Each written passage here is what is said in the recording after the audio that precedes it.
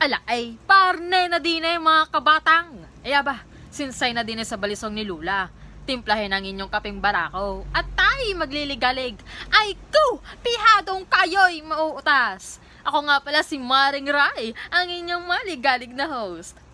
Hello everyone, I'm Marian Floren, or mas kilala niyong Maring Rai sa Balisong ni Lola, which is an infotainment podcast about intangible cultural heritage of Batangas. Naanyayahan ko po kayo na makinig ng aming podcast at maririnig niyo lamang po yun sa aming Spotify, which is Balisong ni Lola.